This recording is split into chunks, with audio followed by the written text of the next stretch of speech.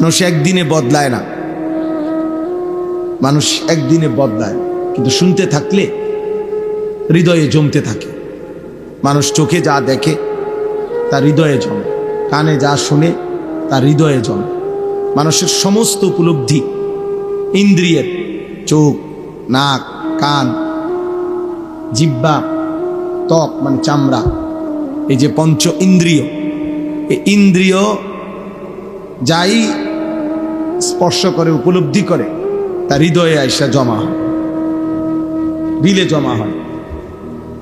এই দিলের মধ্যে জমা হলে এখান থেকে এরপরে প্ল্যানিং প্রোগ্রাম হয়, এটা করবে না না করবে, কি করবে না করবে, যাবতীয় চিন্তা ফিকির অন্তরে তৈরি হয়। এরপরে মানুষ কাজটা বাস্তবায়ন করে। এই জন্য কেউ যদি চোখে দেখে, কানে শোনে, হৃদয়ে জমে, এবং পরবর্তীত প্রয়োজনে আল্লাহ চাইলে সেটা তার হৃদয়ে ভেসে ওঠে, স্মৃতিতে ভেসে ওঠে।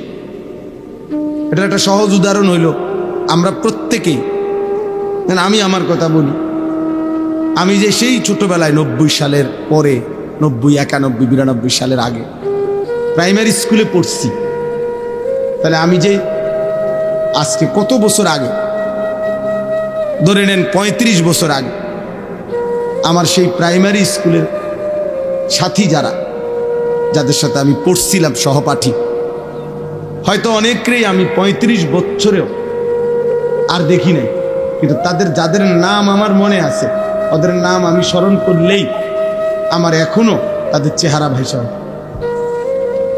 আমার মনে পড়ে ও কেমন আছিল, ওই আমার ওই বন্ধুটা। তাইলে কি বোঝা গেল? এই হৃদয়ের জমা কথাগুলো, স্মৃতিগুলো মুছে না, প্রয়োজনের মুহূর্তে জ্বলে ওঠে, ভেসে ওঠে, স্মৃতিপটে ভেসে ওঠে। এই কারণে আল্লাহর কথা শুনতে হয়। শুনতে থাকলে আল্লাহ তাআলা প্রয়োজনের মুহূর্তে, আল্লাহ যেদিন চাইবে, যখন চাইবে, কোনো না কোনো শব্দ, কোনো না কোনো কথার উসিলা করে, কোনো না কোনো উপলক্ষ করে আল্লাহ তাআলা তার বান্দাকে হেদায়েত দিয়ে দিবে। মূলত আসলে আমাদের তো বলারই জিম্মাদারি, পরিবর্তন, জীবন গঠন, আখিরাতমুখী জিন্দিগি, কবরের ফিকির, জাহান্নামের ভয়, জান্নাতের আশা আকাঙ্ক্ষা, এই সবটাই আল্লাহর ফয়সালা। আমরা শুধু বলতে পারি, কিন্তু মূলত আল্লাহর পথে চলবে কে আর কে চলবে না, এই উভয় সিদ্ধান্ত আল্লাহর। আরো সহজ উদাহরণ দেই, রাসূলুল্লাহ সাল্লাল্লাহু আলাইহি ওয়াসাল্লাম মক্কার জমিনে যখন কালেমার দাওয়াত দিচ্ছিলেন, তো আল্লাহ তাআলা বলছে, বন্ধু দাওয়াত দিতে থাকেন, আপনার দাওয়াত আপনি দেন, আপনি পুরা দিল দিয়া বলেন, বাকি আমি আল্লাহ ফয়সালা দিলাম, আমি কাকে রাখবো আর কাকে রাখবো না, ইমানের পথে, ইসলামের পথে, আগামীর পৃথিবীর জন্য, সারা বিশ্বময় ইসলাম ছড়িয়ে দেওয়ার জন্য আপনার সাহাবী হিসাবে আমি কাদেরকে গ্রহণ করব আর কাদেরকে গ্রহণ করব না, আল্লাহ বলছে, বন্ধু এটা সম্পূর্ণ আমি আল্লাহর ফয়সালা। দাওয়াত আপনি সকলকে দেন, কিন্তু লোক নিমু আমি। এই জন্য কুরাইশ বংশেই নবী দাওয়াত দিছেন। আবু জেহেল, আবু বকর দুইজনই কুরাইশ বংশ, আবু লাহাব, ওমর দুইজনই কুরাইশ বংশ, উতবা, শাইবা, ওসমান, আলী, ওরা উভয়ই কুরাইশ বংশের, একই বংশে, একই মহল্লার।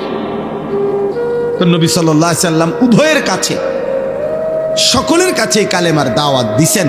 তো আল্লাহ যেন বলছেন, বন্ধু আবু বকরকে নিলাম, আবু জেহেলকে নিলাম, ওমরকে নিলাম, আবু লাহাবকে নিলাম না, ওসমানকে নিলাম, আলীকে নিলাম, উতবা, শাইবাকে নিলাম না।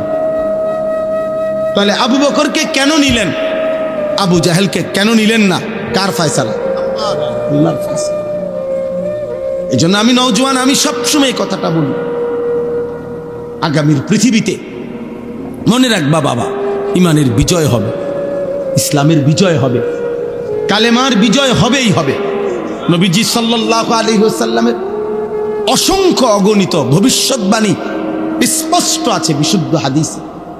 মাহদী আসবে, দাজ্জালও বের হবে, আর দাজ্জালের শেষ পর্যন্ত পতন হবে। পৃথিবীর শেষ ইহুদিটা ধ্বংস হবে। সারা বিশ্বময় মাহদীর নেতৃত্বে ইমানের পতাকা, ইসলামের খেলাফত প্রতিষ্ঠিত হবে। তাহলে সেই মাহদীর সৈনিক হওয়ার জন্য, দাজ্জালের বিরুদ্ধে লড়বার জন্য বিশ্বময় কালেমার পতাকা আবার বিজয়ের পতাকা উড়াবার জন্য যে পরিমাণ ইমানদার, সাহসী যুবক, নওজোয়ান, মুজাহিদ লাগবে, সেটা আল্লাহ ঠিকই নেবে, সেটা আল্লাহ ঠিকই বাছাই করবে। দোস্ত আমার, বন্ধু আমার, দেখার বিষয় হলো তোমারে নিবে কিনা, তোমাকে মালিক নিবে কিনা। দিন মালিক তার দিনের বিজয়ের জন্য যে কয়জন দরকার তিনি তো সে কয়জন নিবেনি, তো তোমারে নিবে কিনা। আল্লাহ যদি বলে বন্ধু আমি ইমানের পক্ষে তোমাকে নিলাম, আর যদি আল্লাহ কাউকে বলে আমি তোমাকে নিলাম না, তখন মান ইয়াহদিহিল্লাহু ফালা মুদিল্লা লাহু ওয়া মান ইউদ্লিলহু ফালা হাদিয়া। এইজন্য আমরা আগেই ফেস ভাঙা লই, মানে আমরা যেন এটা বলে নেই ভাই বক্তা আরো বদলাইতেন পারবেন, চাঁদের দেশের বক্তা, মঙ্গল গ্রহের বক্তা, দরকার হলে 83 কেজি ওজনের বক্তা, 900 কেজি ওজনের বক্তা আনতে পারবেন, ফিকাফে কইরা প্রয়োজনের বক্তা আনলেন। কিন্তু মাগার আল্লাহ যদি হেদায়েত দেয় কেউ পথ ভ্রষ্ট করতে পারবে না, আর আল্লাহ যদি পথ হারা করে দেয় তাহলে বক্তার আব্বায়ও হেদায়েত দিতে পারবে না, পারবে না। তাহলে ফয়সালা আসমানে তোমারে মালিক আবু বকর হিসাবে নিবে নাকি আবু জাহাল হিসাবে ফেলে দিবে, এটা দেখার বিষয়, এটা দেখার বিষয়, এটা ভাবার বিষয়। হয়তো ইমানের বিজয় হবে, ইসলামের পতাকা উড়বে, মাহদীর লড়াই হবে, আর আল্লাহ বলবে তুই নাফরমান, আজ 365 দিনে, খোদার এক বছরে তুই আমার একদিনও ফজরের নামাজের সেজদা দেস নাই, যা তোরে নেব না। মালিক যদি বলে যা বেঈমান, তুই নারী দেখ, ছবি দেখ, মোবাইলের উলঙ্গ দৃশ্য দেখ, যা নাফরমান, তুই বসে বসা মদ খা, জুয়া খেল, তুই নারীর মধ্যে ডুবে থাক, তোরে নেব না। তো তখন তোমার কে, তখন কে বাঁচাবে?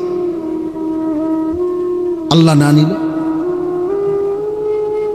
আমার উস্তাদ, আমি ছাত্র জীবনে একজন উস্তাদের কাছে পড়ছিলাম, আমার একজন প্রিয় উস্তাদ ছিলেন, নোয়াখালী লক্ষ্মীপুর টুমচর মাদ্রাসা, হযরত মাওলানা এরশাদুল্লাহ রাহমাতুল্লাহ আলাইহি আমার হুজুরের নাম ছিল। মারা গেছেন হুজুরে, বহুত বড় আল্লাহওয়ালা মুখলিস মানুষ ছিলেন। জোহরের নামাজ মসজিদে জামাতে পড়ছে, পয়রা সুন্নত পয়রা নফল পড়ে মসজিদে বসে বসে তাসবিহ পড়তেছিলেন। এই তাসবিহ অবস্থায় ঢুলে পড়ছে, সন্ধ্যা হইতে হইতে হুজুর ইন্তেকাল করছে।